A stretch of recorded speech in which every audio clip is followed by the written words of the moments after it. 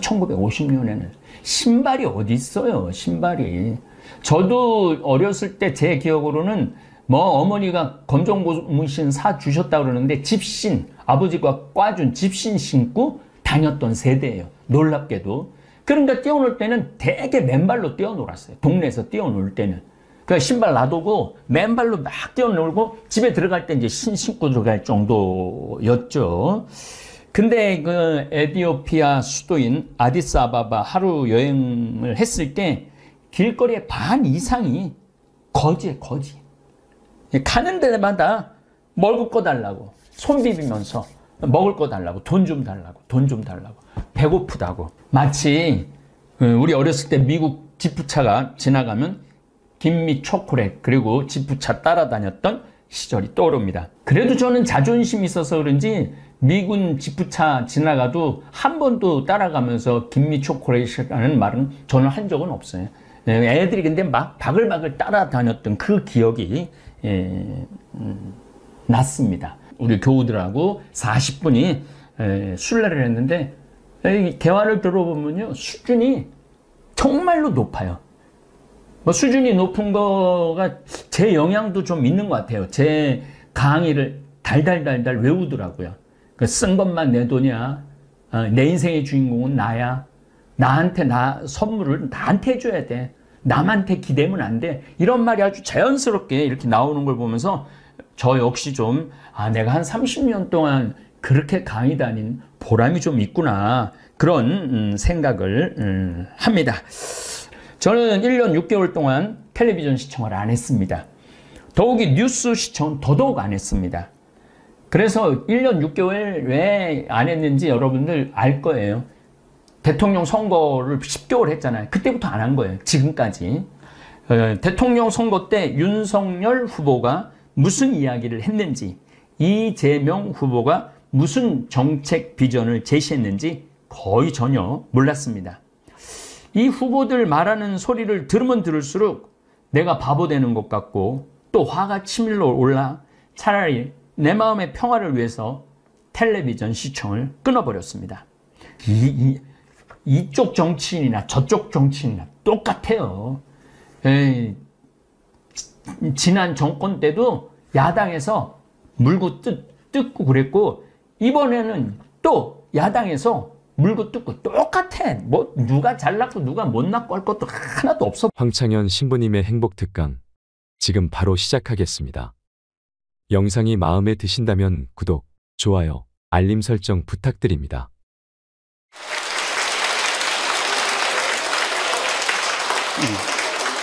예. 21세기는 여성의 시대입니다. 정말로 이제는 여성이 살기 좋은 세상이 왔어요. 그리고 이 사회의 모든 중요한 결정, 경제적인 뭐 이런 것들도 전부 여성이 결정을 합니다. 그만큼 여성의 역할이 중요해졌죠. 또 21세기는 노인의 시대예요. 이젠 정말로 노인이야말로 늙어서 죽음을 기다리는 세대가 아니고 이 사회에 아주 중요한, 그리고 여러분들이 곧 닥칠 그러한 시대입니다. 이 여성과 노인은 지금까지 한 번도 행복한 대접을 못 받았어요. 사실은 여성이 이제까지 사람 대접 받은 적 있어요? 지난 2000년 동안? 없죠? 요즘 들어서 여러분들 이렇게 관광버스 타고 나오고 이렇게 강의 듣고, 이 시간 남편들은 뭐예요?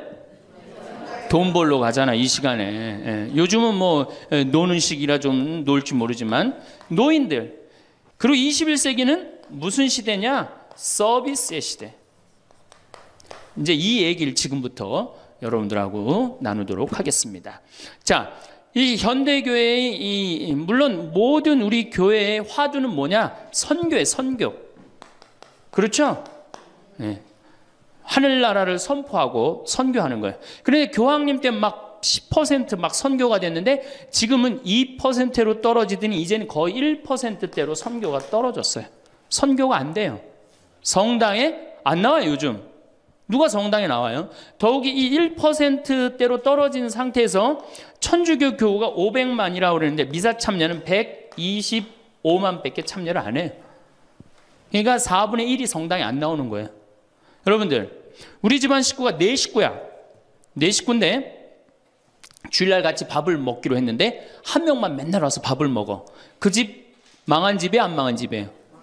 망한 집에 우리 천주교가 지금 신부들이 숫자가 없어갖고 교우들 많이 오는 게 그래도 잘 된다고 생각하지만 통계적으로 보면 망한 거예요. 그러면 왜 우리 이 교우들이 아니면은 사람들이 성당을 찾지 않느냐? 이거는 2만 달러가 넘어선 시대에는 이게 서비스를 원합니다.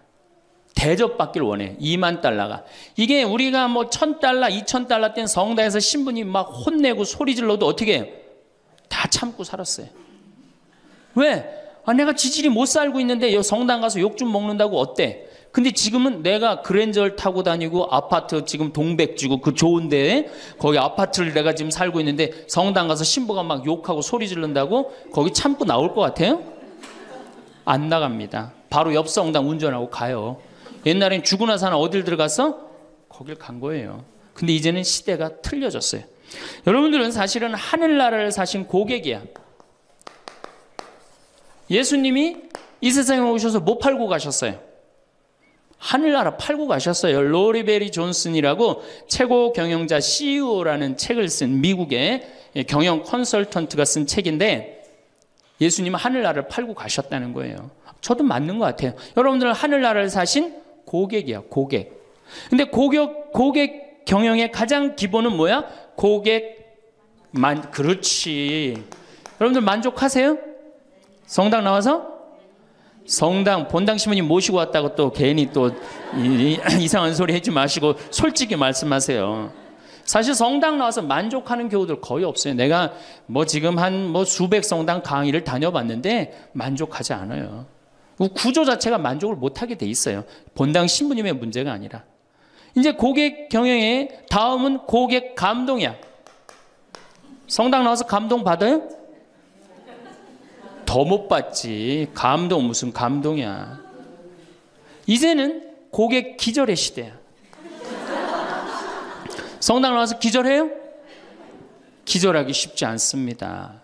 그런데 여러분들 핸드폰 회사에서 10년 전에 처음에 핸드폰을 내놓을 때 선전 하나가 저는 생각이 나요. 어떤 여성이 핸드폰을 이렇게 목에 걸고 막 자기 이 핸드폰에서 36화음이 막 나오는 거야.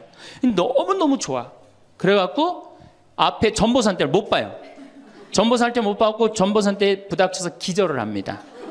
그 컨셉이 뭐냐 하면은 우리 핸드폰 쓰면 기절시켜 주겠다. 그거거든. 그래갖고 단일 품목으로 1위에 올라섰어요. 그러니까 이게 고객을 기절시켜줘야지 고객이 그 물건을 쓴단 말이야. 성당에도 어떻게 해야 돼? 기절해야지 성당에 많이 나오는 거예요. 근데 우리 수원교구, 내가 수원교구 신부지만은 수원교구 사실 만족, 감동, 기절할 일이 없어요. 서울에서 막 인구가 막 밀려갖고 툭하면 본당 분가야. 그래갖고 내가 성당을 정말로 열심히 줬어. 상하성당을 열심히 줬어. 사실 신갈성당부터 시작해줘. 신갈성당을 열심히 줬어. 그래갖고 열심히 져갖고 이제 근데 열심히 신앙생활을 해야 되겠다. 그런데 갑자기 어느 날 본당 신부가 본당 분가. 근데 재수없이 신갈성당에 속해서 산 게 아니라 내가 살고 있는 데가 상하구역이야. 그럼 어떻게 돼요? 또 내야 돼. 그래갖고 또 한 5년 열심히 줬어. 근데 열심히 줬는데 내가 또 이사를 갔는데 돈 모았고 이사를 갔는데 그 와중에 동백으로 갔는데 거기서 또 성당을 또 짓는다고 신축금을 내라 그래. 고객 기절이 아니라 고객 짜증이에요. 여러분들 돈 있는 교우들은 그나마 열심한 교우들은 냅니다. 근데 돈 없는 교우들은 한 번 못 내고 두 번 못 내면 다음에 어때요? 나중에 나오지 뭐. 나중에 돈 생기면 그다음에 내가 나오지. 그리고 떠나요. 그게 10%예요. 한 번 질 때마다 떠나는 인원이 10%예요. 그러니까 개신교는 한 번 지면은 어때요? 또 신축금 냅니까? 안 냅니까? 안 내요. 죽을 때까지 내가 여기 다니면 되는 거예요. 근데 우리 천주교는 내가 그냥 이사 가는 데마다 그냥 성당 짓는데 골라서 가는 교우들도 있어. 그러니까 한 교우가 5 성당 짓는 교우들도 많아요. 그래서 저한테 그러는 교우들 많아요. 신부님 제가 앉은 자리에서 5개 줬습니다. 참 이게 참 어려운 일이죠. 5개 성당 지금 평생 신축금만 냈다는 거예요. 정말 우리 교우들을 우리 이 성당에서 정말로 고객 대접을 하느냐. 우선 용어부터가 기분 나빠요. 용어가 신자야, 신자. 믿을 신의 놈자자를 써요. 믿는 놈들이다, 이거 믿는 놈들이다. 천주교 공식 기도문이 뭐냐면 신자들이 바치는 빵과 포도주를 받아달라고 그래요. 신자들이. 그러니까 믿는 놈들이 바치는 빵과 포도주를 받아달라. 그래도 여러분들 좋다고 열심히 미사 참여하는 거 보면 신기해. 천주교 교우들.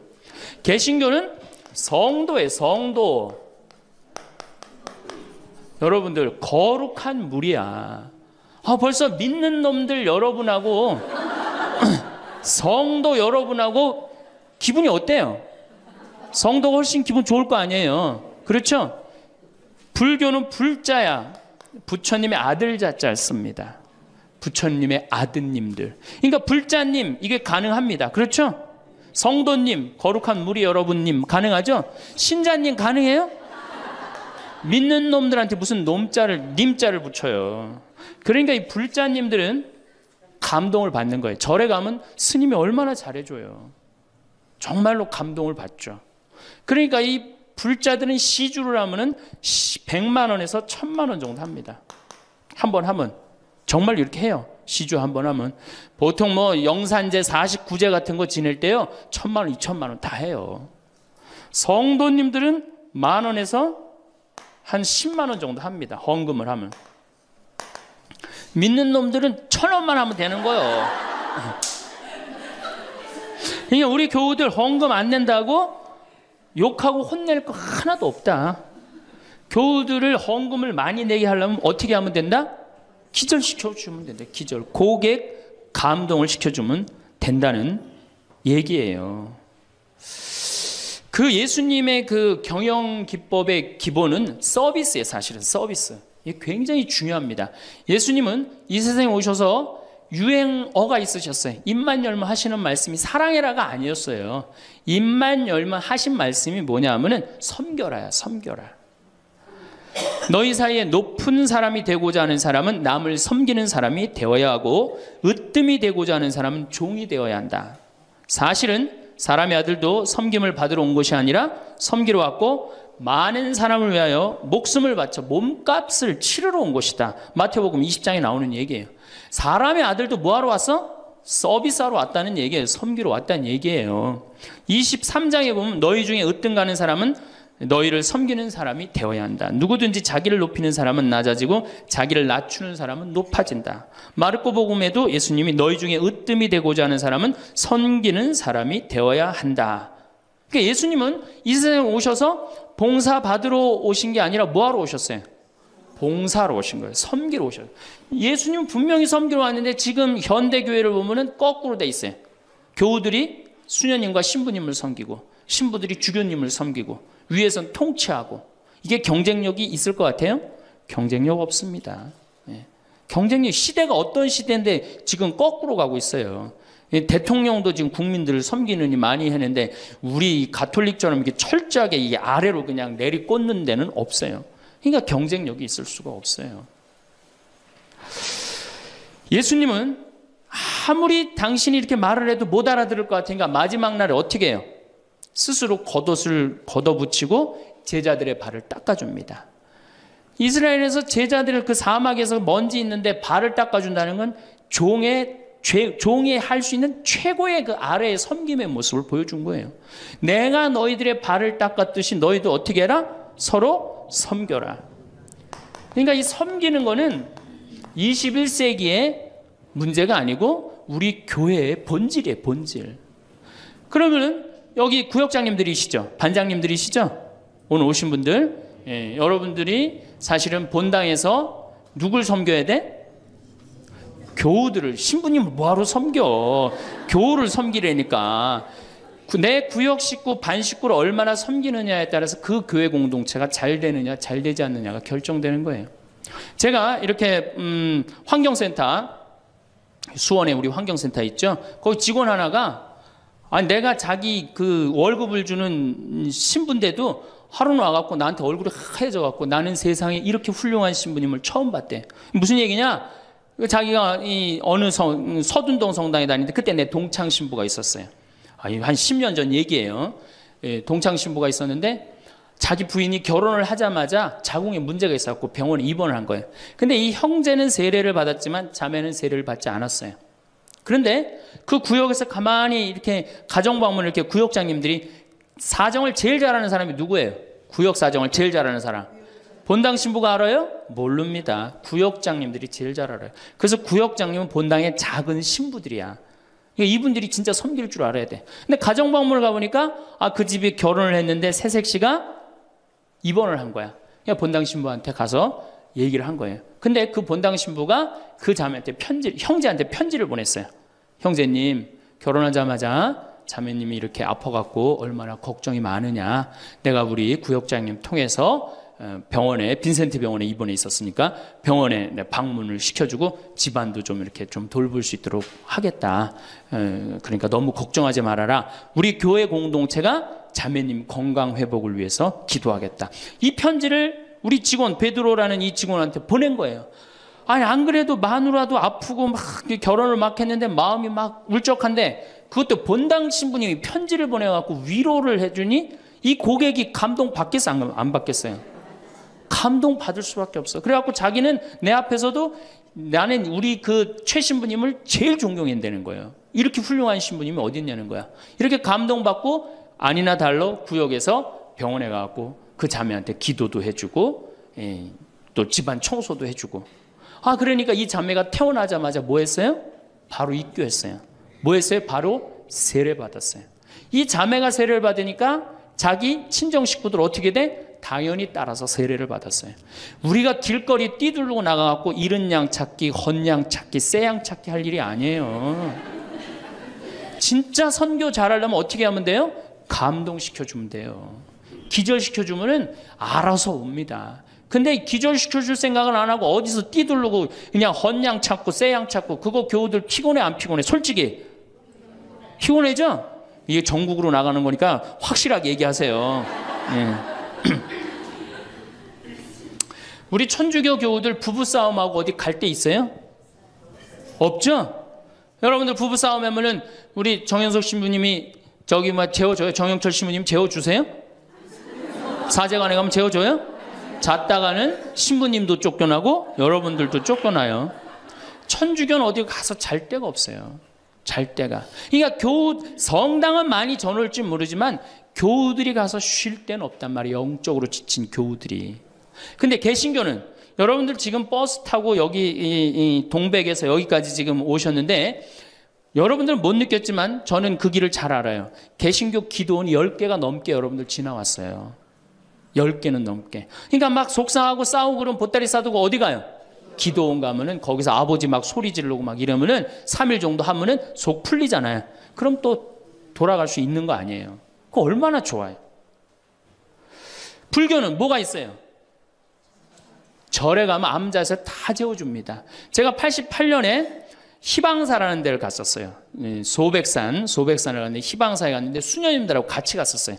수녀님들하고 같이 여관에 갈 수가 있나? 그래서 희방사에 절에 들어가고 스님한테 그랬어요. 나는 신학생이고 우리 수녀님들인데 내일 새벽에 산에 올라가야 되는데 딱히 잘 데가 없다. 재워줬으면 좋겠다.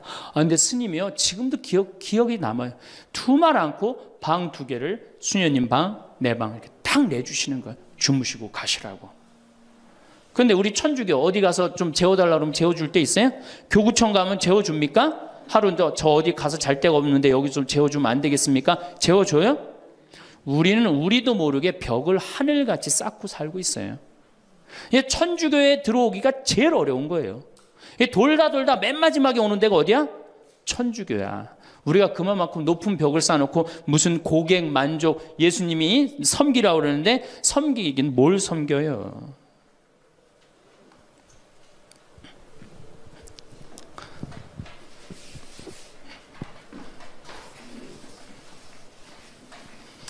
제가 그 2000년에 우리 정신부님이랑 나랑 똑같이 2000년에 정신부님 모현성당에 발령을 받았고 저는 능평성당에 발령을 받았어요. 근데 정신부님 처지나 내 처지나 똑같았어요. 아무것도 없었어요. 정말로. 모본당에서 분가금으로 딱 3천만 원을 받았어요. 근데 성당 하나 지려면 보통 27억, 30억 정도 되잖아요. 2000년이면 IMF 딱 터지고 다 망한 상태예요. 그냥 완전히 망한 상태가 2000년이에요. 본당에 가보니까 성당이 어떻게 돼 있느냐면 지붕은 천막이야. 파란 천막으로 돼 있는 거야. 그 다음에 벽은 컨테이너예요. 컨테이너. 바닥을 보니까 맨 흙이야. 성당 바닥이. 막 여기서 막 원추리가 피는 거예요. 붓꽃도 피고 성당 바닥에서. 그런데 교우들은 보니까 600명이야. 교우들 600명인데 30억짜리 건물을 어떻게 줘요? 그래서 제가 그랬어요. 요한복음 3장에 뭐라고 그랬냐면은 예수님이 46년 만에 지은 성전을 허물라고 그랬다. 며칠 만에 짓겠다고? 3일 만에 짓겠다고. 예수님이 원했던 게 건물이냐 사람이냐? 그땐 교우들이 사람이래요. 그러면은 건물 짓는 건 중요한 게 아니다. 여러분들이 행복하면 그게 성전이다. 그리고 세계 어디에서도 성당 바닥에서 붓꽃도 피고 원추리도 피는 성당이 어딨냐. 이 최고 아름다운 성전이다. 난 성당 안 질 테니까 여러분들 그렇게 알아라. 근데 이 착한 교우들이 자꾸 신축금을 내는 거예요. 내지 말라고 그래. 안 짓는다는데 부담스럽게. 그래서 제가 두 번째 한번 또 공식적으로 얘기를 했어요. 난 성당 안 짓는다고 그랬다. 왜 자꾸 내냐. 여러분들이 내면 내는 여러분들은 정말로 신앙이 좋아갖고 내지만 못 내는 교우들 미안해서 못 나오니까 내지 말아라. 그때 이제 교우들이 헷갈리는 거. 저게 진짜 내라는 건지 내지 말라는 건지 저게. 에? 그래서 첫 해에 교우들이 신축금을 얼마를 했냐면 7천만 원 했어요. 저는 굉장히 많이 했다고 생각해요. 굉장히. 첫 해에 600명 교우들이.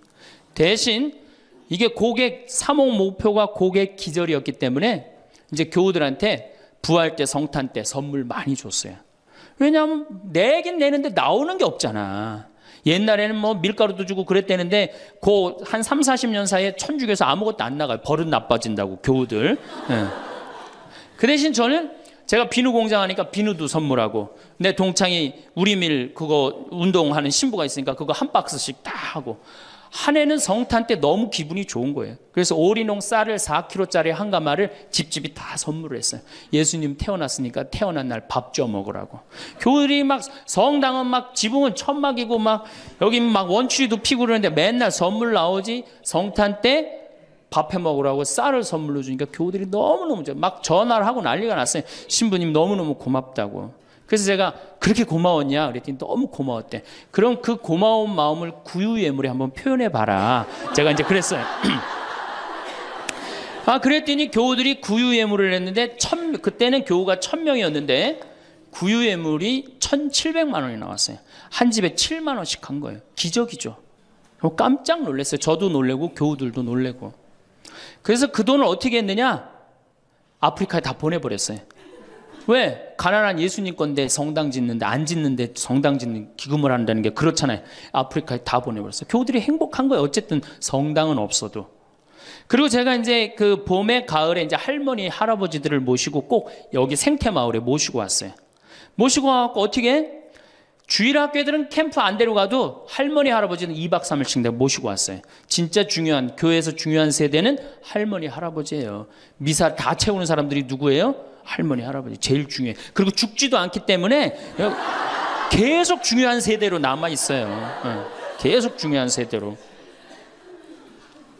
그래서 이제 할머니 할아버지들을 모시고 와서 5월달 지금부터 이제 취나물 납니다. 고사리 납니다. 그럼 내가 뜯어갖고 같이 밤에 여기 모닥불 펴놓고 며칠 전에도 만수 일동 노인대학에 와서 모닥불 펴놓고 근사하게 놀고 갔어요. 모닥불 펴놓고 고기 구워 먹고 거기서 같이 춤추고 노래하니 할머니 할아버지들이 70, 80 평생 그래본 적 있어요 없어요? 한 번도 없는 너무너무 행복한 거예요. 여기 또 래프팅도 제가 시켜드려요. 할머니들 래프팅. 그래 이제 82살 먹은 스텔라 할머니가 허리가 이렇게 구부러졌는데 자기는 안 내려간다는 거예요. 왜? 신부님 난 늙고 허리도 아프고 그래서 힘도 없고 그래서 난 못한다고. 할머니 배만 타면 배가 떠내려가는 거지 할머니 노짓는 것도 아니니까 그냥 가자. 그래갖고 이제 할머니 손을 잡고 저 래프팅장에 내려갔어요. 근데 이제 할머니 할아버지 한 100분 정도 계셨는데 이게 머리 하얀 할아버지 머리 하얀 할머니들을 노란 하이바 씌워놓고 노란 조끼 입혀놓으니까 늙었는지 젊었는지 구분도 안 돼. 얼마나 이쁜지 몰라요. 그러고 딱 배를 타고 내려가 보니 얼마나 좋아요. 배가 두둥실 떠내려가는 것처럼 마음도 어때요? 나이 먹었다고 여러분들 감정이요, 늙었다고 감정이 없는 게 아니에요. 늙으면 늙을수록 더 감정이 더 정말로 애틋합니다. 그 할머니들 보니까 막 소양강 처녀 부르고 뭐 두만강 부르고 할아버지 배에 물 끼얹고 난리도 아니야. 이제 2시간이 지났어요. 래프팅이 끝나고 할머니가 패들이라고 그래. 패들을 이렇게 쥐고 이렇게 허리가 구부러졌으니까 이렇게 올라왔어요. 할머니 어땠어요? 그랬더니 이 할머니 하시는 말씀이 죽어도 좋아. 그래요. 죽어도 좋아. 이 고객은 기절을 한 거예요. 이 할머니가 애들을 8을 낳는데 본당에 돌아가갖고 그랬대요. 니네들 다 모여봐라. 다 불렀대요. 죽전, 분당, 여기 사는 교우들 다, 저 아들, 딸들을 다 불렀대요. 니네들 내가 80평생 살 동안 나하고 2박 3일 놀러 가고 모닥불 피고 나하고 내 손 잡고 춤춰준 적 있냐? 없지. 니네들 내가 늙었다고 나 래프팅 시켜준 적 있냐? 없지. 근데 우리 신부님이 제가 지금은 40대지만 그때는 30대였거든. 30대 중반. 우리 신부님이 그걸 다 해줬다. 나는 우리 신부님 너무너무 행복하다, 신부님 때문에. 근데 이 신부님이 성당을 줘야 되는데 돈이 없다. 돈이 없으니까 니네들 나한테 못 해준 거 돈 갖고 와라. 그래서 할머니가 신문지에 돈을 이만큼 싸갖고 왔어요. 이거 뭐냐 그러니까 신부님 이거 내가 신축금으로 자식들한테 걷어온 거래. 그러니까 이 고객이 기절하니까 내가 시키지도 않았는데 앵벌이를 알아서 해갖고 와.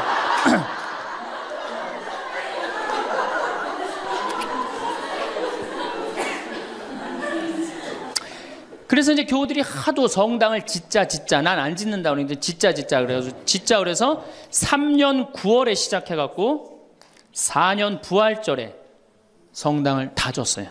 9개월 만에 성당을 뚝딱 줬어요. 그리고 이제 봉헌식을 하는데 교우들이 그러는 거예요. 신부님 우리가 언제 이렇게 성당을 줬느냐고. 나도 모른다. 이렇게 기절한 상태에서 자기 주머니에 돈이 나오는지도 모르고 막 낸 거야. 깨보니까 성당이 젖은 거예요. 사실은 교우들이 행복하면 성당 짓는 거 어려운 일 아니에요. 우리 정신부님도 모현 성당 참 멋있고 깨끗하게 또 지셨는데 어떻게 또 동백으로 또 가고 참 불쌍한 신부예요. 사실은 하나만 지면 됐지. 여러분들 조금 기절한 상태에서 좀 도와주세요. 조금 기절한 상태에서. 이렇게 성당에 나오면 행복해야 되는데 우리 천주교는 행복하지 않아요. 성당에 나가면요 우리 컨셉은 우울이야. 우울. 개신교는 컨셉이 뭐예요? 기쁨이에요. 기쁨, 감사, 찬양, 영광, 경배, 알렐루야. 그렇죠? 아멘.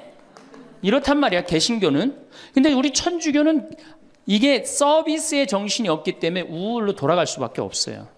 그러니까 우리는 주로 뭐냐면은 봄 판공, 가을 판공, 십자가의 길, 참회의 절, 양심 성찰 이런 거란 말이야. 그냥 늘 우울해. 나는 우리 교우들 참 불쌍해요. 왜 불쌍하냐면은 일주일 내내 그냥 시어머니 때문에 속이 부글부글 끓었어. 남편 때문에 부글부글 끓었어. 일주일 내내 며느리 때문에 속이 부글부글 끓었어. 그래갖고 성당에 가서 이걸 좀 풀어야 되는데 성당 가면 어떻게 기를 죽이냐면 미사 시작 우리가 첫 전례가 뭐냐면 이 참회의 절이에요. 그래갖고 뭐라고 시키냐면 내 탓이오, 내 큰 탓이라고 그러니 이게 풀로 왔는데 이게 풀로 오는 게 다 다시 내 탓으로 다 내가 지고 다시 집에 가는 거야. 이게 미치는 거죠.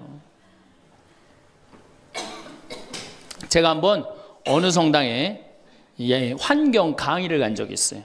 환경 강의를 갔는데 고해성사를 미사 전에 이제 주로 들어갔는데 고해성사 앞에 그 고해소 앞에 양심성찰 그 항목을 쭉 적어놨는데 거의 100가지를 적어놨더라고. 뭐 주일미사 빠진 거, 뭐 교무금 떼어먹은 거, 뭐 술집에 간 거 막 100가지를 써놨어요. 보니까 내가 이렇게 들어가면서 야 저거 보고 있는 사람들 정말 우울하겠구나 그런 생각 들었어요. 아니나 달라 한 형제가 딱 들어오더니 숨을 팍 쉬더니 신부님 내가 3년 만에 성당에 왔는데 저거 앞에 보니까 안 걸리는 게 없다. 그중에 특별히 6번, 27번, 65번이 걸린다는 거예요. 이놈의 100가지 중에 그걸 내가 어떻게 알아. 6번이 무슨 죄인지. 그래서 내가 보석으로 2번, 6번, 8번 하라고 그랬어요.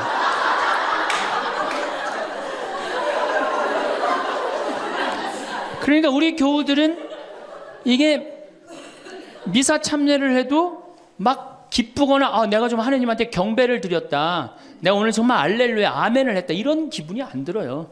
미사를 해도 막 그렇고 안 한 것 같기도 하고 성가 소리 들으면 더 미쳐요. 내가 이 성가 이렇게 피정지도 나가서 부르다가 몇 번 죽을 뻔한 적도 있어요. 주여 임하소서 부르다가 죽을 뻔한 적 많아요. 어떻게 불러? 주여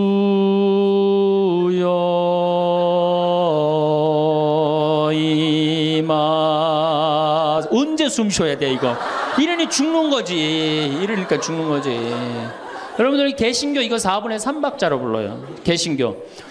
주여 임하소서 내 마음에 암흑에 헤매는 한 마리 양을 태양과 같으신 사랑에. 얼마나 좋아. 근데 우리는 이거를 어떻게 부르냐면 청승을 떨면서 불러. 청승.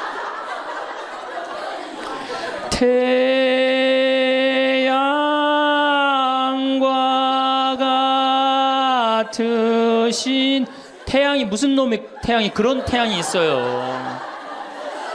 그래서 성가하고 나면 힘들어. 막 기쁜 게 아니라. 그렇지 않아요? 난 대림절에 제일 부르기 싫은 노래가 구세주 빨리 오사요. 그 노래 미칩니다. 그게 빨리 오라는 거예요? 오지 말라는 거지.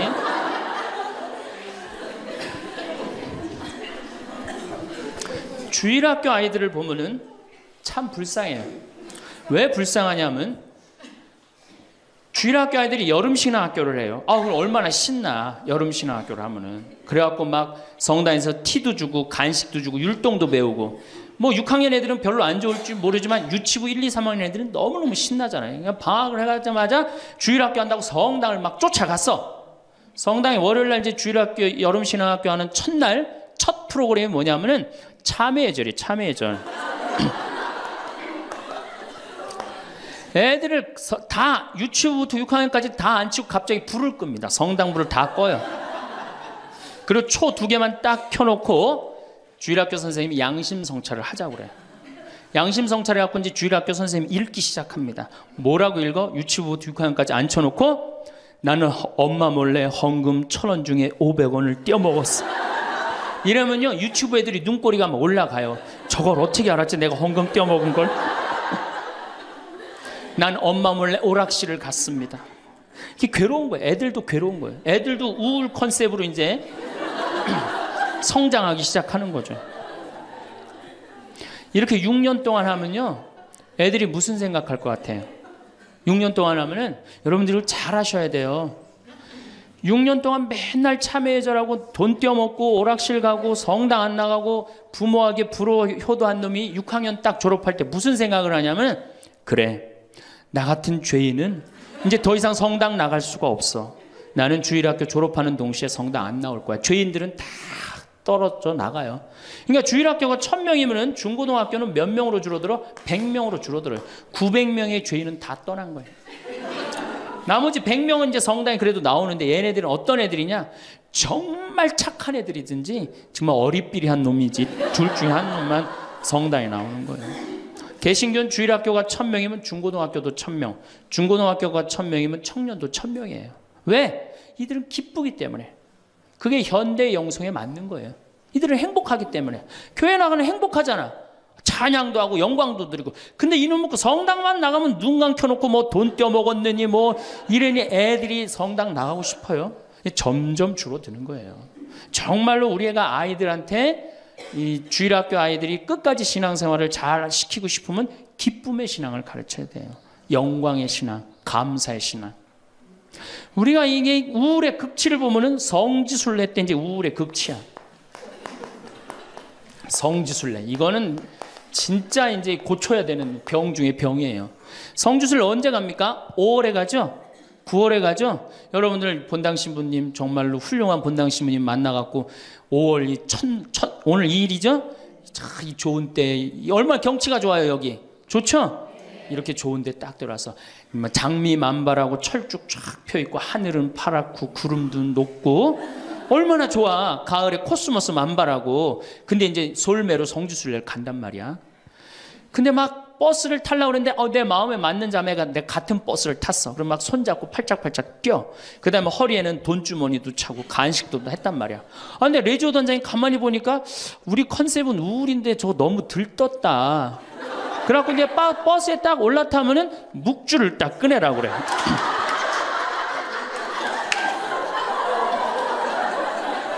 묵주를 꺼내라고 꼭 고통의 신비를 꼭 해요. 그리고 난 다음에 뭐 예수님 뭐 피땀 흘리심을 묵상합시다. 뭐 가시관 쓰심을 묵상합시다. 뭐 두들겨 맞으심을 묵상합시다. 십자가에 올라가심을 묵상합시다. 내려오심을 묵상합시다. 이걸 오단하고 나면요. 무슨 코스모스 만발하고 장미 뭐 피는 게 어디 있어요. 지금 신부님 저 예수님 지금 십자가 올라갔다 내려오고 막 피땀 흘리고 그랬는데 그런 관광버스 안이 찬물 끼얹어놓은 것 같이 조용해져요.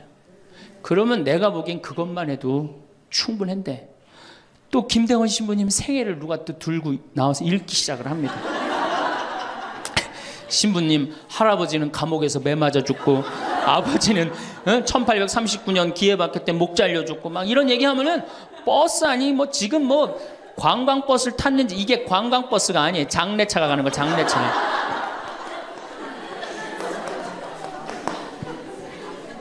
그래갖고 신부님이 1836년에 여러분들 신부님이 1836년에 떠나서요. 마카오에 1837년 6월에 도착하세요. 6개월 동안을 걸어서 간 거예요. 기가 막히죠? 그런데 신부님 유학 중에 신부님 1836년에 떠났으니까 아버지가 39년에 죽어요. 순교를 하세요. 그러니까 유학 중에 아버지가 죽은 거야. 얼마나 이게 그 어린 그 신학생한테 마음이 아프겠어요. 정말 기가 막히죠. 그럼에도 불구하고 조선교회를 위해서 견디죠. 그런데 또 중간에 최 프란치스코라고 동료 신학생이 죽어요. 우리 신부들한텐 동기가 죽는 건 형제가 죽는 거하고 똑같은 거예요. 그게 얼마나 또 마음이 아파. 그래서 45년에 조선에 돌아와 보니 세례를 받았나 성사를 받았나 교우들이 정말 신부님 생각이 기가 막히냐. 그땐 부제님이었는데.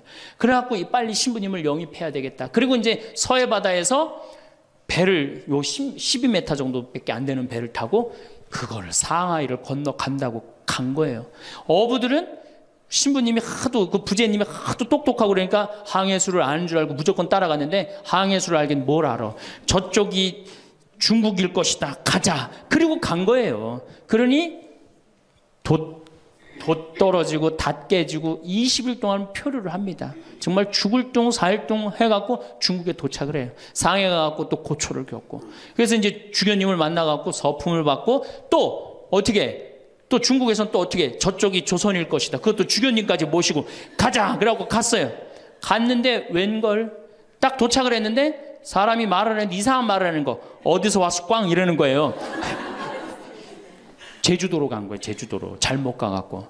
제주도에서 또 미사를 봉헌하시고 인천 아파트로 와서 사목을 하는데 잠을 잡니까? 뭐를 합니까? 그러다가 6월 달에 순이도에서 붙잡히세요. 붙잡혀갖고 한양으로 압송을 되는데 6월에서 9월이면 여름을 지나는 거 아니에요? 얼마나 똑똑해. 세계 지도 그릴 줄 알지, 라틴어 할 줄 알지, 중국어 할 줄 알지. 이 급변하는 세상에서 나라를 위해서 일 좀 하려고 그러는데 우리 대장 예수님을 두고 내가 어디를 하느냐 이래갖고 그냥 당당하게 이렇게 견디시잖아요. 그래갖고 막 신부님 허벅지를 때려. 그래갖고 막 구데기가 끓고 그러죠. 그러다 9월 16일 날 신부님이 순교를 하셔요. 세남토에서. 근데 돌아가실 때 또 어떻게 돌아가시느냐? 이쪽으로 되면 잘 자르겠느냐, 저쪽으로 되면 잘 자르. 얼마나 용감하세요. 그래갖고 8번째 칼에 신부님 목이 떨어졌다. 이렇게 훌륭한 성인 신부님을 모시고 사는데 여러분들 뭐 하는 거냐? 주일 미사도 잘 안 나오고 선교도 안 하고 그럼 또 그냥 막 기가 죽어갖고 고개를 또 우울 컨셉으로 고개를 숙이는 거야. 자, 장하다 순교자 합시다. 장하다 순교자 주 이래면 진짜 장례차가 가는 거예요. 그래갖고 이제 성지에 도착을 하면은 시키지 않았는데도 십자가의 길 알아서 해요. 시키지 않았는데.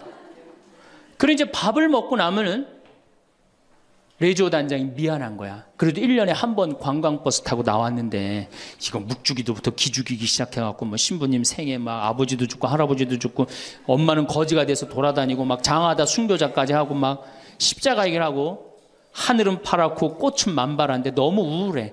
그럼 이제 전심 때 술을 따르기 시작합니다. 한 잔씩 먹이기 시작해요. 한 잔씩 먹이고 돌아올 때 보면요 가관이 아니에요. 분명히 갈 때는 장하다로 갔는데 올 땐 차차차로 오는 거예요.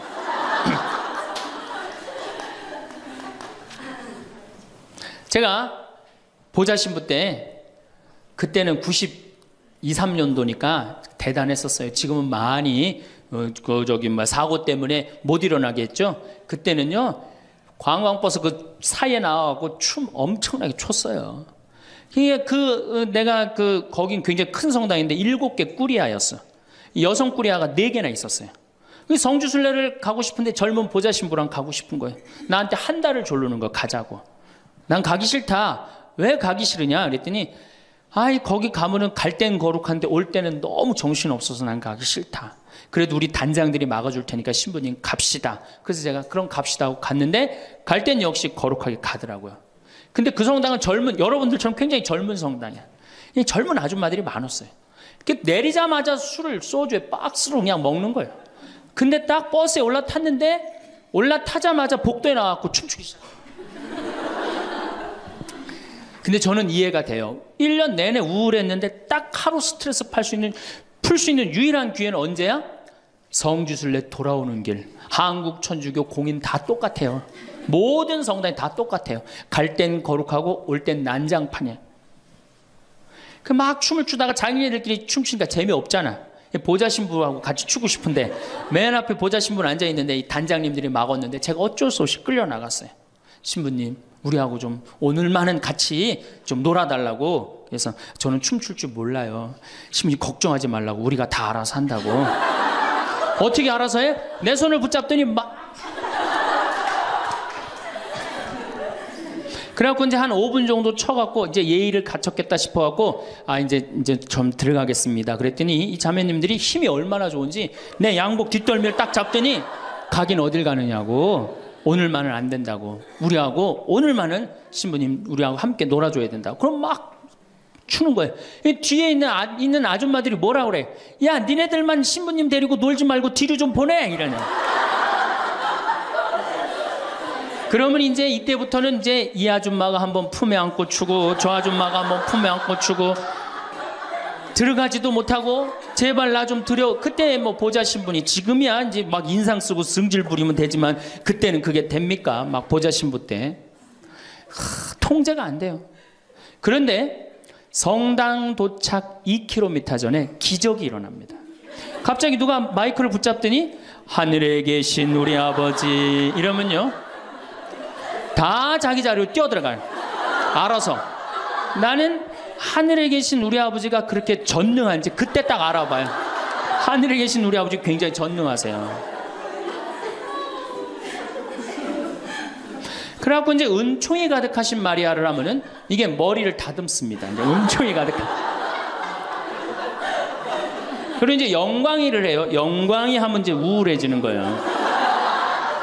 그리고 사회자가 한마디 합니다. 우리 이제 본당에 돌아가서 열심히 살자고. 그럼 다 우울하게 집에 가는 거예요. 왜 신앙생활하면서 왜 우울해야 되느냐? 왜 내가 하느님을 믿으면서 정말로 자랑스럽고 당당하고 행복하지 않느냐? 문제가 많습니다. 예수님은 굉장히 축제를 좋아하셨어요. 예수님은. 여러분들 예수님 태어날 때 어떻게 태어나셨어요? 태어날 때부터 범상치 않게 태어났죠? 어떻게 태어났어요? 쇼를 하면서 태어났잖아요. 우주 쇼를 하면서. 그리고 예수님은 항상 뭐라고 그러셨느냐면 하늘나라를 잔치에 비유하길 좋아하셨어요. 잔치 참 좋아하셨어요. 잔치. 좋아하셨잖아요, 잔치. 그리고 당신은 항상 어디에 비유하길 좋아하셨어요? 신랑에 비유하길 좋아하셨어요. 이거 기쁨의 우울이에요. 기쁨이죠? 그리고 예수님 부활하고 난 다음에 제자들 막 물고기 다 잡았을 때 어떻게 해줬어? 물고기 바베큐로 준비를 해줘갖고 와서 먹어라. 먹는 거 굉장히 중요하게 여기신 분이에요, 예수님. 먹는 거. 예수님 뭐 바리사이나 사두가이가 예수님 보고 욕할 때 뭐라 그래? 저 사람 맨날 먹고 마신다. 맨날 먹고 마신다. 예수님은 먹고 마시는 거 무지 좋아해요. 그래서 첫 기적을 뭘로 하셔요? 가나의 혼인잔치로 하는데 뭘로 만들어? 술을 많게 하는 기적을 하잖아요. 그러니까 술로 당신의 구원 사업을 시작하신 분이에요, 예수님은. 술로 시작해서 술로 끝내십니다. 어떻게? 최후의 만찬 때 술 3잔 마시고 성찬절례 제정하신 거예요. 그럼 얼마나 우리의 인간의 삶을 축복하셨어요. 그런데 2000년 동안 그리고 예수님 뭐라 그랬어요? 행복. 구약 시대는요 전부 하지 말아요. 뭐 하지 마라, 뭐 달린 짐승 먹지 말아라, 뭐 하지 말아라, 뭐 하지 말아라, 주일 안식일 날 뭐 하지 말아라, 맨 하지 말아잖아. 근데 신약 시대 와갖고 예수님이 입을 열어 하신 첫 마디가 뭐냐면은 첫 설교, 첫 강론. 이게 굉장히 중요합니다. 첫 강론이 마태복음 5장부터 8장까지에 있는 산상설교예요. 그 산상설교의 첫 강론이 뭐냐면 진복 8단이에요. 예수님이 입을 열어갖고 하신 거는 하지 마라가 아니라 해라야, 해라. 어떻게 해라? 행복하여라 마음이 가난한 사람들, 행복하여라 마음이 온유한 사람들, 행복하여라 마음이 깨끗한 사람들, 행복하여라 슬퍼하는 사람들. 그러니까 예수님이 우리한테 원했던 건 뭐야? 행복하기를 원한 거예요. 행복하기를. 5장 8절에 뭐라고 그러셨냐면 너희는 기뻐하고 즐거워하라. 하늘에 받을 상이 크다. 우리 보고 기뻐하고 즐거워하라고 그랬는데 2000년이 지나서 와서 보니까 기뻐하고 즐거워하는 건 온데간데 없고 우울만 남아있어. 이거 문제가 있는 거죠. 그리고 7장에 뭐라고 그러셔요? 너희들 걱정하지 말아라. 내일 걱정은 누구한테 맡겨라? 내일한테 맡기고 오늘 한 일로 오늘 충분하다.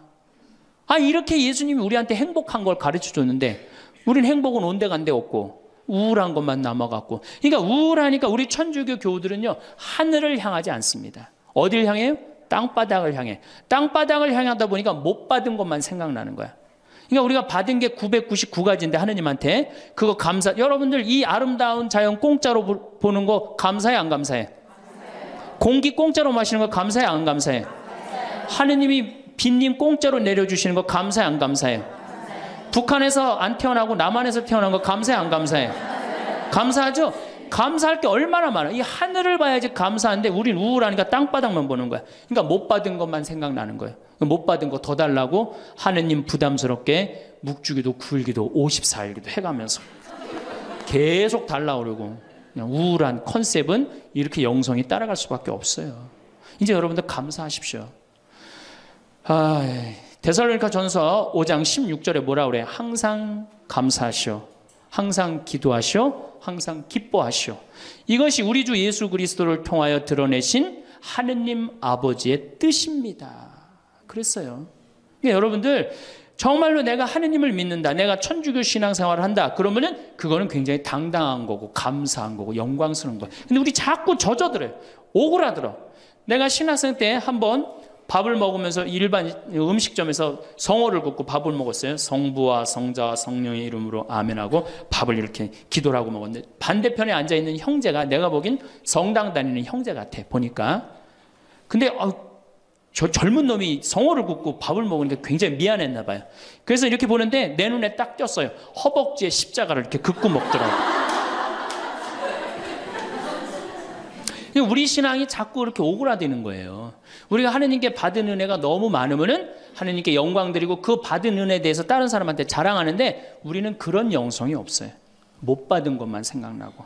그러니까 이 감사기도, 찬양기도, 영광기도 드리는 것보다는 간구기도가 훨씬 많아요. 우리가 간구기도를 하다 보면 자꾸 하느님을 의심하게 됩니다. 여러분들 신앙은요 감사드리고 찬양드리다 보면 하느님과 거의 하나가 되는데요 자꾸 간구기도를 바치면 자꾸 하느님과 갭이 생겨요. 점점 멀어지는 거예요. 그러니까 여러분들이 청원 기도를 많이 하면 할수록 어때요? 하느님과 멀어지는 거예요. 그리고 예수님이 뭐라 그랬어요? 너희들 굳이 이 말 저 말 하지 말아라. 하느님 아버지가 다 알아서 해줄 거다. 그 좋은 말씀을 우리가 다 듣고도 우리는 신앙의 본질을 자꾸 어긋나고 있는 거예요. 그래서 여러분들 이제 우울을 내다 버리십시오. 우울을 내다 버리고 정말 행복하게 그렇게 사시고, 다음 시간에 제가 그럼 어떻게 하면 행복하게 살 수 있느냐, 우리가 정말로 행복으로 가는 길이 뭐냐, 이거 전심 먹고 하도록 하겠습니다. 참미수님, 네, 오랜만에 번외 특강 준비해 봤습니다. 현재 제3국, 그러니까 가난한 나라죠. 아프리카, 남아메리카, 동남아시아 국가들에게 가장 인기 있는 나라는 대한민국이랍니다. 우리나라는 약소국가를 침략해서 식민지로 삼지도 않았고, 중국처럼 경제적 침탈도 하지 않고, 정말 해외 원조기금으로 지금 세계에서 16번째로 지원을 많이 해주는 나라예요. 근데 더 아마 앞으로 많이 할 거예요. 학교도 지어주고 물 제공 프로젝트도 실시하고 의료 지원 사업도 지원해주는 천사나라라는 칭송을 받고 있습니다. 제가 그 1박 2일 머무르고 이제 호텔에서 아침에 비행기 타려고 나왔는데, 그 벨보이들이라기보다도 세큐리티들이죠. 경호원들이 니하오 그러더라고요. 그래서 니하오 너 나는 사우스 코리아라고 그랬더니 사우스 코리아 그러면서 탁 이렇게 엄지를 촥 올리더라고요. 사우스 코리아 좋다고. 니하오 자기네들 싫어한대요. 그 니하오도 싫고 아메리카도 싫어한대. US도 싫어한대. 근데 한국은 괜찮다는 거예요. 한국은 형제의 나라라는 거예요. 그럼 무슨 얘기인가 했더니 6.25 전쟁 때 그 황제가 그 정예병을 파견해줘요. 그래서 에티오피아에서 파견 온 군인들은 백전백승이었다고 그래요. 그렇게 잘 싸웠다고 그래요. 그때 다 15살, 20살 된, 그래서 그들을 추모하는 기념관도 가보고 사진도 보고 그랬는데 굉장히 많이 보냈더라고요. 그래서 이디오피아 사람들이 우리한테 형제의 나라라고 그러고 우리가 이디오피아에 지원을 많이 해주죠. 그래서 지금 전 세계에서 지금 인기 있고 뜨는 나라가 한국이에요. 더욱이 요즘 드라마, 영화, 저도 텔레비전을 전혀 시청하지 않는데 넷플릭스로 드라마 그 선샤인, 미스터 선샤인 그거를 보는데 어쩜 그렇게 화면을 잘 만들었는지. 또 귀국하자마자 한산이라는 영화를 봤는데, 야, 저희가 미드를 안 봐요. 재미가 없어서. 속도전이 없어요. 미국 드라마를 보면 저 애들 장난하는 거야 뭐야. 근데 우리들의 블루스도 다 이제 잠비아, 이디오피아, 미국 다니면서 우리들의 블루스도 다 봤고 하도 재밌다고 그래갖고 그것도 다 봤어요. 그리고 요즘은 이상한 변호사 우영우를 보고 있는데, 그 법률이라 참 굉장히 재미없을 것 같고 딱딱할 것 같은데 한 판례가 우리의 삶하고 많은 연관이 있더라고요. 더욱이 전 이기수 신부님 그 지체장애자 그 사연을 너무너무 잘 알고 있는 터라 더 애정을 갖고 요즘 아주 시청을 열렬히 하고 있습니다. 열렬히 하고 있는데 느낌은 그거예요. 어쩜 저렇게 샷을 잘 잡을까? 어쩜 저렇게 음악을 잘 섞을까? 우리나라 연기자들 어쩜 저렇게 연기를 잘할까? 놀라울 정도로. 그러니까 우리나라 드라마, 우리나라 음악에 지금 전 세계가 아주 매료되어 있죠. 그래서 사우스 코리아 그럼 다 이거예요. 어딜 가나 사우스 코리아 그럼 이거예요. 참 기분 좋은 그러한 40일간의 여행을 했습니다. 70년 전 6.25 전쟁 때 국민들 대부분이 신발 없이 맨발로 다니고 길거리에는 우리나라도 거지가 흘러넘쳤어요. 1950년에는. 신발이 어디 있어요, 신발이. 저도 어렸을 때 제 기억으로는 뭐 어머니가 검정고무신 사 주셨다 그러는데 집신, 아버지가 꽈준 집신 신고 다녔던 세대예요. 놀랍게도. 그런데 뛰어놀 때는 되게 맨발로 뛰어놀았어요. 동네에서 뛰어놀 때는. 그 신발 놔두고 맨발로 막 뛰어놀고 집에 들어갈 때 이제 신고 들어갈 정도였죠. 근데 그 에티오피아 수도인 아디스아바바 하루 여행을 했을 때 길거리의 반 이상이 거지에 거지. 가는 데마다 먹을 거 달라고 손 비비면서 먹을 거 달라고 돈 좀 달라고 돈 좀 달라고 배고프다고. 마치 우리 어렸을 때 미국 지프차가 지나가면 김미 초콜릿 그리고 지프차 따라다녔던 시절이 떠오릅니다. 그래도 저는 자존심이 있어서 그런지 미군 지프차 지나가도 한 번도 따라가면서 김미 초콜릿이라는 말은 저는 한 적은 없어요. 애들이 근데 막 바글바글 따라다녔던 그 기억이 났습니다. 그리고 너무 불쌍해요. 그래갖고 호텔에서 빵 5개를 내 가방에다 집어넣고 정말로 빵을 직접 주는 게 제일 나아요. 돈을 좀 뺏기니까. 그래갖고 빵을 5개를 나눠줬던 기억도 납니다. 먹는 게 없으니까 뼈골이 앙상하죠. 거의 저도 뼈골이 앙상하잖아요. 몸의 수준인 굶주림에 시달리는 국민들이 길거리에 흘러 넘쳤습니다. 미국에 가면 내가 미국을 가면 갈수록 한국 참 살기 좋은 나라다 감탄을 합니다. 대한민국이 이제 국가기반시설이나 국민 수준이 미국과 견주어도 하나도 어색하지 않는 내 나라 대한민국 생각하면 가슴이 벅차오릅니다. 전 요즘 다볼사이버 교우들하고 만날 기회가 몇 번 있었어요. 6월 6일 날 다볼사이버 성당 설립 1주년 미사 때 그 교우들의 행동 하나하나 말 하나하나 또 나를 찾아오는 초등학생들도 얼마나 예의가 바르고 아이들이 자신감이 있는지. 또 8월 19일 최양업 신부님 성지순례 시작을 했습니다. 18분의 교우하고 청전동, 서부동 우리 교우들하고 40분이 순례를 했는데 대화를 들어보면요 수준이 정말로 높아요. 뭐 수준이 높은 거가 제 영향도 좀 있는 것 같아요. 제 강의를 달달달달 외우더라고요. 쓴 것만 내 돈이야. 내 인생의 주인공은 나야. 나한테 선물을 나한테 해줘야 돼. 남한테 기대면 안 돼. 이런 말이 아주 자연스럽게 이렇게 나오는 걸 보면서 저 역시 좀 내가 한 30년 동안 그렇게 강의 다닌 보람이 좀 있구나. 그런 생각을 합니다. 대한민국 생각하면 자랑스러운 일이 한두 가지가 아니죠. 잘 발달된 도로망. 제가 어렸을 때가 뭐예요? 어렸을 때도 뭐 마찬가지지만 경부고속도로 다닐 때 또 평택 비전동 본당신부 27년 전에 본당신부 다녔을 때 4차선이었어요. 근데 이제 10차선으로 늘어났어요. 27년 만에. 그런 걸 보면서도 가슴이 뿌듯하죠. 철도망, 이 KTX 고속철 타보면은 이게 가는 건지 오는 건지도 모를 정도로 부드럽게 운행이 되고 아주 빨리 우리를 목적지에 데려다 주죠. 심지어 공항 운행도 잘 발달되어 있어 갖고 제가 제주도 갈 때 아침에 한 10시 비행기 타면은 11시에 도착합니다. 그럼 뭐 하루 종일 일 보고 그날 또 올라올 수 있어요.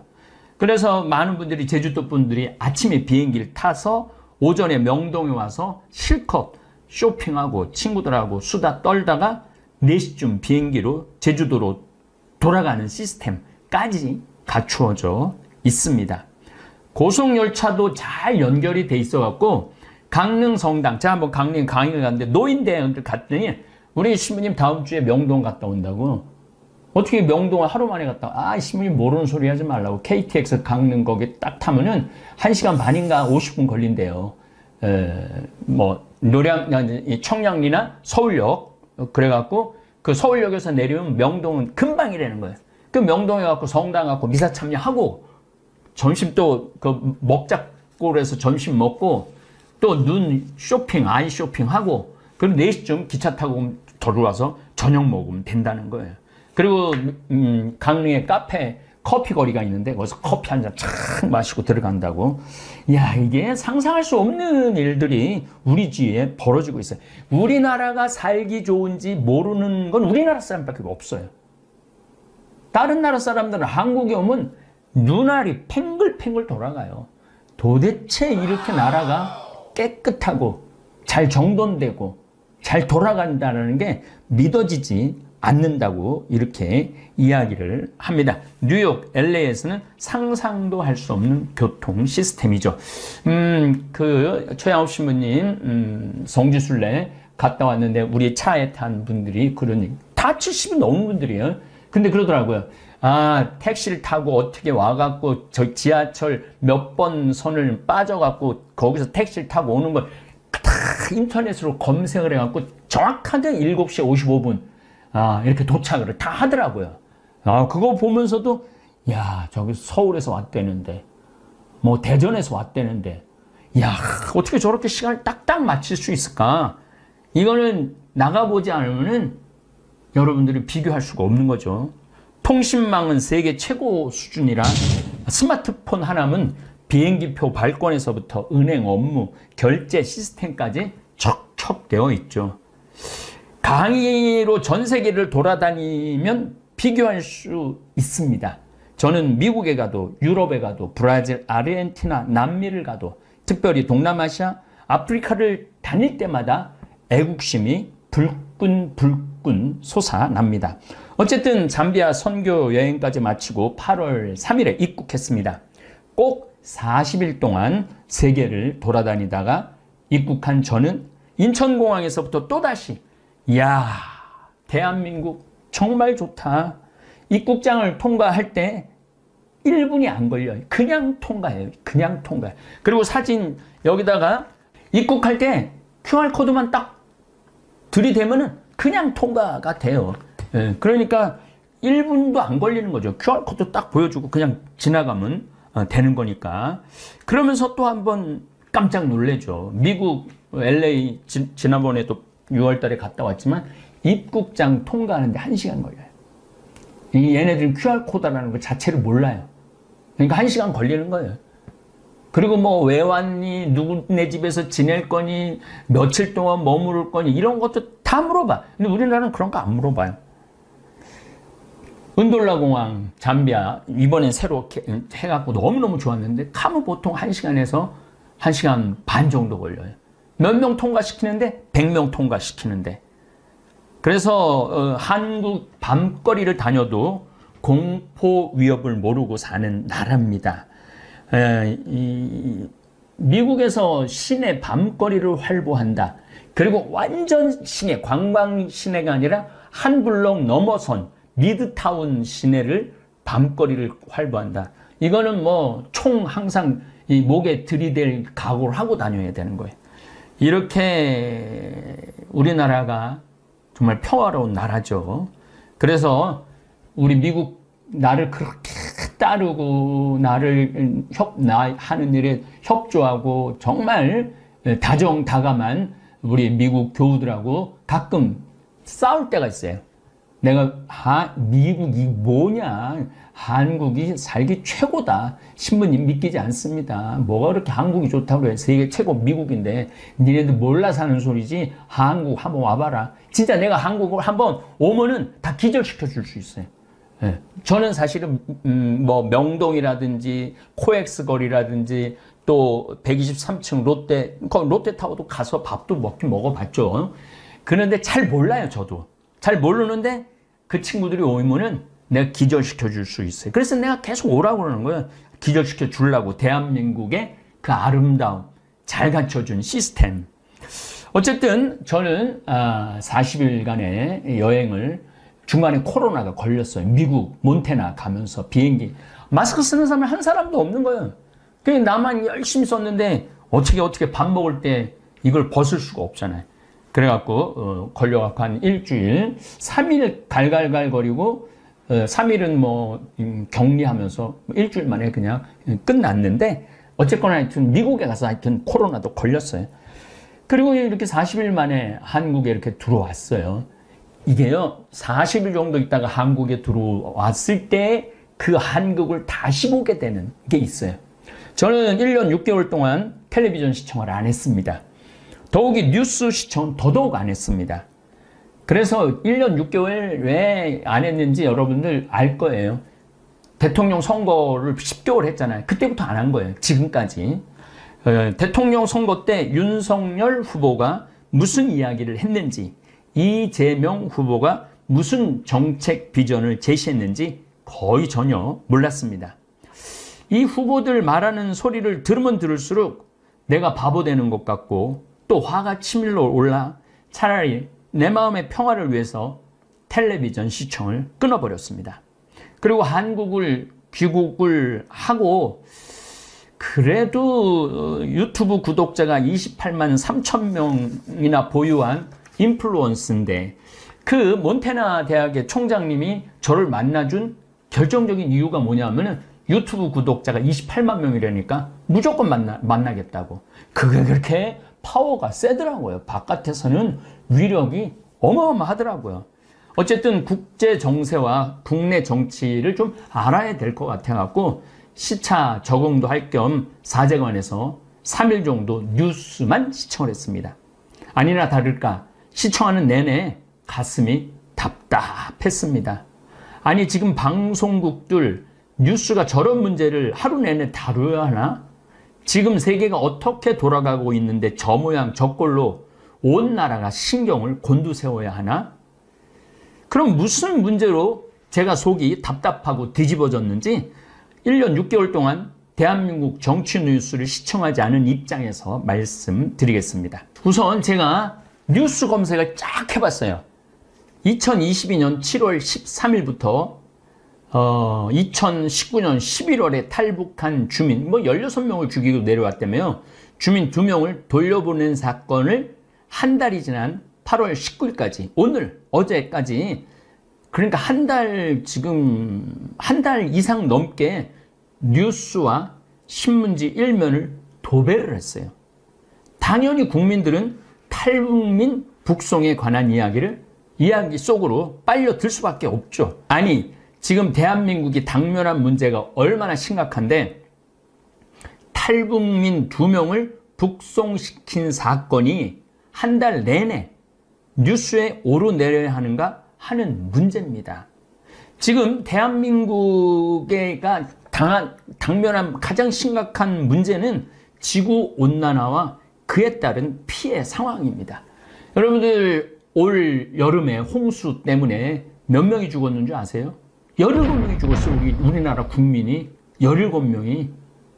그 17명이 더 중요해요? 북송시킨 2사람이 더 중요해요? 나는 17명이 훨씬 중요하다고 생각해요. 그래서 왜 이렇게 홍수가 나고 지금도 파리가 지하철이 난리가 나고 데스밸리라고 LA에 있는 그 모하비 사막이 있는데 비가 와갖고 홍수가 나고 전 세계가 빙하가 잠실체육관 200개인가 300개짜리 빙하가 3일 만에 녹고 스페인하고 포르투갈은 산불이 나고 서유럽도 작년에는 독일 같은 경우 3일에 2m가 왔어요. 비가 2m, 3일에 2m면 여기 천정 있는 데까지 비가 온 거예요. 3일에 그 지역에. 그래갖고 수천 명이 죽었잖아요. 지금 우리 뉴스 보도 매체가 다뤄야 되는 건 매일매일 지구온난화에 대해서 다뤄야 돼. 그리고 지금 유럽이나 이런 나라들은 에너지 절약해야 된다. 그래서 어떻게 하면 석유를 들 수 있느냐, 차량을 덜 운행을 할 수 있느냐, 이런 운동을 하고 있어요. 근데 우리나라는 그런 얘기 온데간데 없고 그냥 탈북 주민 북송시킨 얘기로 청와대를 뒤집고 서로 발표를 하고 그런 모습을 보면서 뭐가 중요한디 시방 중요한 것들을 정치인들이 길을 잃어버리고 있는 것 같아요. 2030년 이제 7년 남았습니다. 지구 종말의 끝을 볼 것이라고 제가 작년부터 강의를 했습니다. 올해는 이제 완전히 제가 귀국을 했으니까 더 많이 얘기할 거예요. 얼마나 지구가 지금 뭐 1초에 원자탄 5개, 히로시마에 떠진 게 5개인가 30개가 터지는 그런 열량을 지금 내고 있다는 거예요. 그러니까 그냥 1초에. 그러니까 수도 없는 원자폭탄이 지금 우리 주위에서 터지고 있는 거예요, 지금. 그러게 매일 다뤄줘야 되는 문제지. 북송 주민 2명, 그것도 3년 전, 2019년 11월 17일인가 7일 날 한 거를 지금 뒤집어 내갖고 온 나라를 국민들 관심을 거기다 집중시키니 얼마나 지금 한심한 정치 형태를 보이는지 모르겠습니다. 인류 역사를 10,000년이라고 본다면 뭐 길게는 100만 년이라도 볼 수 있지만 10,000년으로 본다고 쳐도 종말식의 지침은 1초 내지 2초밖에 남아있지 않습니다. 정말 우리가 정말 위험한 상황에 와 있어요. 지금 텔레비전 뉴스에서 지구온난화에 대해 매일 매순간 붕괴 현상을 보여주고 전문가들이 나와서 강의를 하고 국민들은 어떤 대피를 해야 하는지 뉴스, 인터넷, 신문지상에 올라와야 합니다. 그런데 그런 것들이 먼저 올라오지 않고 엉뚱한 문제들이 먼저 올라와요. 그 개인 뭐 이번엔 저 장관이 누가 됐는지 후보가 누군지 어떻게 임명됐는지 하나도 몰라요. 알아야 될 필요가 없는 게 아니 새 정부가 꾸며졌으면 사람을 골라야 되잖아요. 사람을 고르면 어떻게 완벽한 사람을 고를 수가 있어요. 아마 내가 장관 후보에 올라가도 난 금방 낙마할 거예요. 저 자신도. 그러니까 일단 장관 후보가 됐으면 좀 믿어주고 임명에 동의를 해주고 빨리 일을 할 수 있도록 그래야지 나라가 돌아가게 돼야 되는데 이쪽 정치인이나 저쪽 정치인이나 똑같아요. 지난 정권 때도 야당에서 물고 뜯고 그랬고 이번에는 또 야당에서 물고 뜯고 똑같아. 뭐 누가 잘났고 누가 못났고 할 것도 하나도 없어 보면은 저는 이번 홍수로 가축이 10만 마리가 폐사가 됐다고 그래요. 집이 유실된 경우가 15,000채라고 그래요. 제가 이 성지순례 가느냐고 이번에 충청도를 돌았는데 피해가 보통 심각한 게 아니더라고요. 그냥 우리 동네도 인삼밭 7년짜리 인삼밭이 싹 다 쓸려는 애가 있어요. 그분은 아마 미칠 거예요. 7년 동안 농사가 한순간에 다 날아갔으니 이런 곳에 정치인들이 쫓아가 보고 위로해주고 대책을 세워야 되는데 이게 뭐 남의 일처럼 지금 하고 앉아 있으니 참 안타까워요. 알프스 빙하가 녹아 홍수로 마을, 산마을이 하루아침에 사라진 사건. 북극 빙하가 녹아서 1만 년 전에 멸종된 매머드가 아주 쌩쌩하게 살아있는 그대로 발견된 사건. 뭐 이런 것들이 우리나라 국민들이 아주 전문가로 머리에 박혀 있어야 돼. 그리고 그런 뉴스나 보도나 또 시사에 관련된 분들은 물론 다루긴 다루고 있지만은 그 메인을 장식하는 내용은 그게 있지 않고 엉뚱한 내용들이 많이 올라가 있다. 이런 이야기를 하는 겁니다. 우리나라가 또 당면한 문제는 우크라이나와 러시아 전쟁입니다. 처음에는 6개월 전에는 관심이 있다가 이제는 아예 거의 보도조차 하지 않는 상황입니다. 우크라이나와 러시아 전쟁으로 에너지 전쟁이 동시에 일어나고 있습니다. 1배럴, 한 156리터 정도 되죠. 드럼통이라고 그러지 옛날에. 그걸 1배럴이라고 그러는데 석유가 60에서 80달러 정도 안정되게 지속되다가 전쟁이 일어나고 났는데 130달러까지 치솟았습니다. 그래서 우리도 1리터에 2,000, 제가 40일 전에 나갈 때 2,100원까지 보고 나갔거든요. 근데 지금 1,700원으로 떨어졌어요, 많이. 그래도 계속 왔다 갔다 할 거라는 거예요.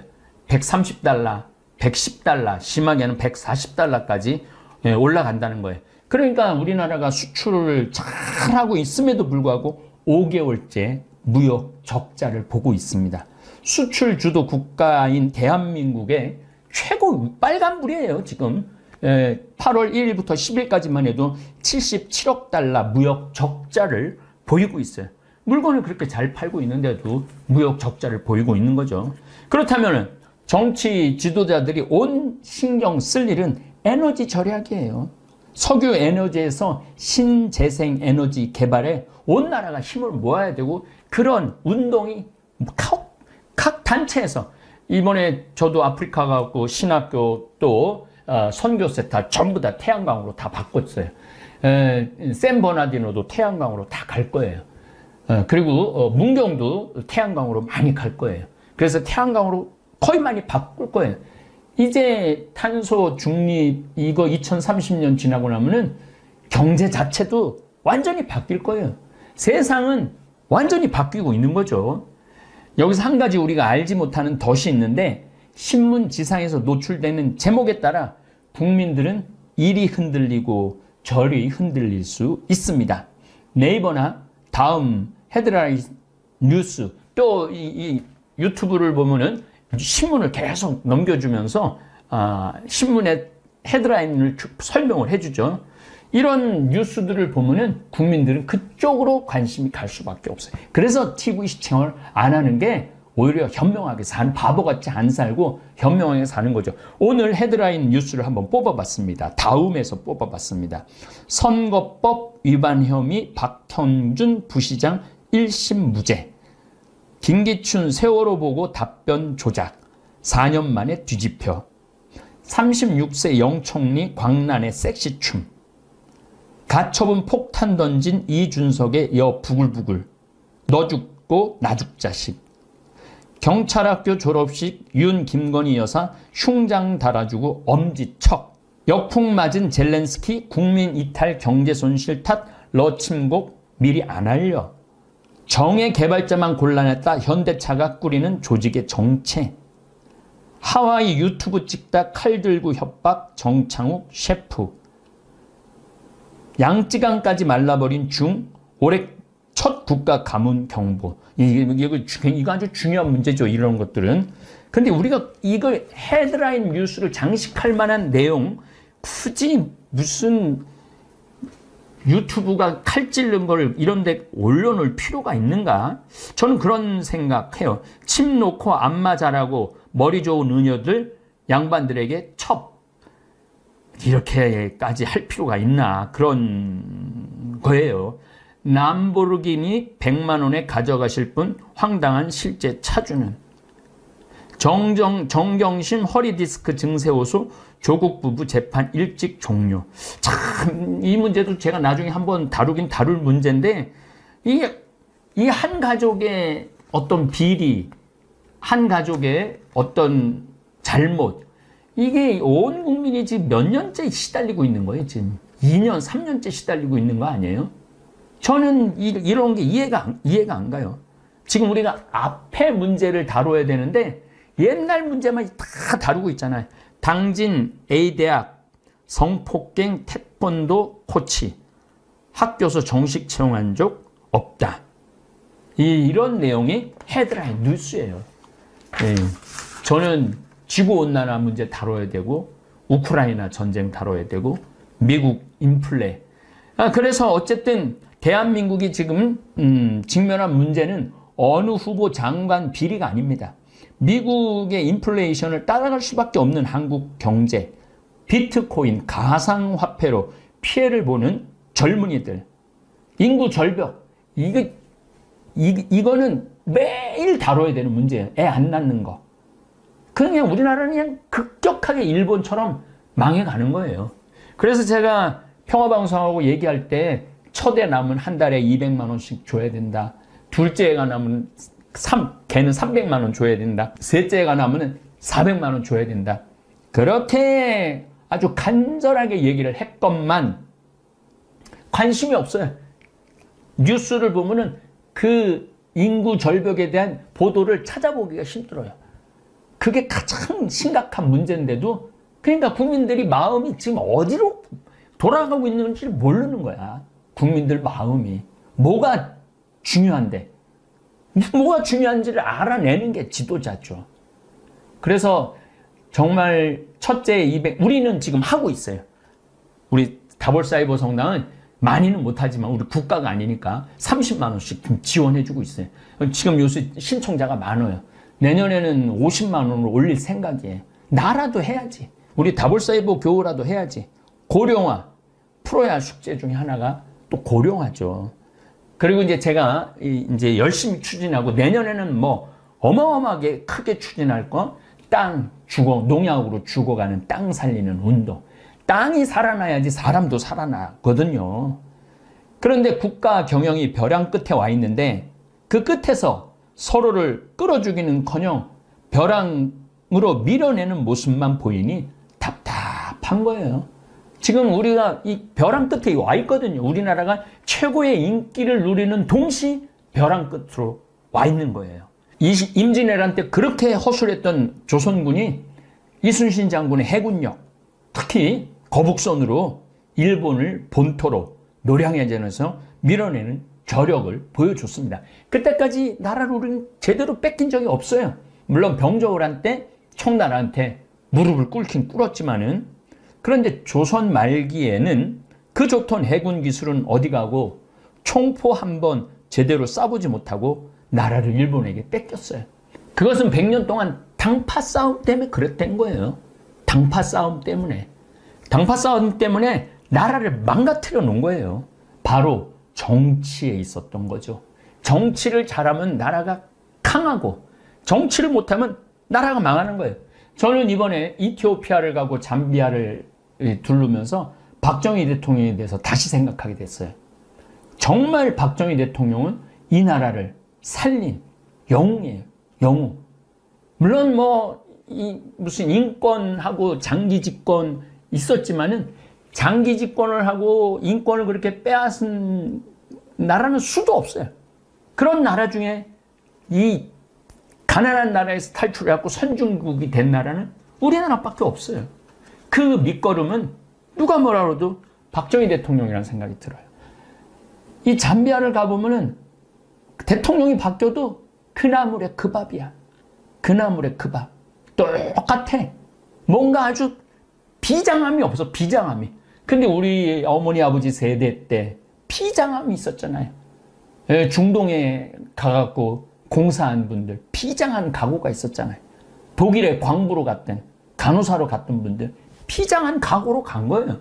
그리고 미국에 힘들게 유학 갔다 온 그 교수들이 이 나라 한번 살려보겠다고 정말 온 국민이 비장하게 그동안 한 50년을 끌어와갖고 여기까지 올려놓은 거야. 말하면은. 그런데 지금 요 정치인들이 이 말아먹고 있는 거예요. 말아먹고 있는 거예요. 그래서 결국은 우리가 이거 지켜나가야 된다고 생각합니다. 정치인들 욕하기 전 우리 다볼사이버 성당 교우들이 똘똘 뭉치면 영향을 미칠 수 있다고 생각합니다. 이제 곧 30만이 될 텐데 30만이 먹방을 보는 것도 아니고 30만이 무슨 집 이런 걸 보는 것도 아니고 우리 현안 문제, 이제 한국의 이해를 곧 시작할 텐데 이게 이제 한국의 이해 이제 시작하는 이제 준비 운동이에요. 저도 이제 귀국을 했으니 저 역시 지구가 겪는 수많은 문제 그리고 대한민국이 지금 겪는 문제를 좀 언급을 해야 되겠어요. 어차피 한국의 이해를 강의를 하려고 마음을 먹고 있으니까 그 준비도 어느 정도 끝났으니까 앞으로 우리 다볼 교우들하고 답답한 내 속을 좀 이야기를 나누고 우리 교우들하고 공감대를 형성해 보고 싶습니다. 다음에 또 이 답답한 문제 이런 현상에 대해서 또 이야기를 나누도록 하겠습니다. 예, 감사합니다. 존경받는 어른이 되는 7가지 수칙을 알려드리겠습니다. 첫째, 입을 적게 열고 듣기에 열중하자. 타인에게 내 생각을 절대 강요하지 맙시다. 알아도 모른 척하는 것입니다. 세상은 넓고 인재는 넘쳐납니다. 나보다 못한 사람이 얼마나 될까요? 알아도 모른 척하고 젊은이들의 말을 경청하는 것입니다. 그래야 얻는 것이 많이 있게 되는 것이지요. 둘째, 돈지갑 열고 돈 내기에 열중하자. 경제활동이 멈춰진 노인이 돈이 있어야 얼마나 있을까요? 많은 돈의 지출은 아니더라도 어차피 이 시대의 돈의 역할은 인간과의 소통이며 정성이며 사랑이며 관심 표현입니다. 약소하더라도 경제력에 맞는 지갑 열기에 주저함이 없는 노인이 되어주세요. 셋째, 화내지 말고 웃고 또 웃자. 요새 젊은 놈들은 하면서 욕설을 뱉으시는 노인. 옛날에 우리 잘할 때는 하면서 어렵게 살던 일들을 줄줄이 나열하는 사람. 내가 옛날에 무엇을 했던 사람인 줄 아느냐고 하면서 목에 힘을 주는 인간. 몸에 좋고 특히 정력에 좋다면 가리는 것 없이 아무거나 찾아 잡수시는 꼰대 등등. 젊은이들이 가장 싫어하는 노인상이라고 합니다. 웃고 또 웃어주는 인자함을 보여주세요. 넷째, 고집을 내려놓고 양보하자. 어른이 되어 마음에 안 든다고 내뱉는 욕심 어린 불평은 아랫사람에게 선물이 아닌 배설물일 뿐입니다. 그저 감사하는 것입니다. 칭찬과 격려의 말을 놓치지 않고 스스로 알아서 할 수 있는 젊은이가 되도록 양보의 미덕을 보여주세요. 노인이 고집을 세워 자신의 논리로만 일관한다면 젊은이들과 소통이 이루어질 수는 없습니다. 고집은 한낱 우둔한 늙은이의 변명으로밖에 들리지 않을 것입니다. 다섯째, 젊은 사상적 관념을 무조건 비판하지 마라. 젊은 세대의 사조를 비판하지 않는 것입니다. 젊은이들은 그들 나름의 정치적으로나 사회적인 주관이 있습니다. 그들의 사상을 솔직히 인정해주고 신뢰할 수 있을 때 그들과의 소통이 된다는 사실을 알아야 할 것입니다. 영원불변의 사상은 없기 때문이지요. 여섯째, 세월을 자랑하지 말자. 상대방을 존중하며 인격적으로 대하는 것입니다. 나이 든 것은 자랑이 아닙니다. 소통을 위해서는 자신을 낮추고 지혜로움으로 무장한 어른이 되는 것입니다. 어른의 겸손함은 아름다움 그 자체입니다. 그 아름다움이 존경의 무기가 되기 때문입니다.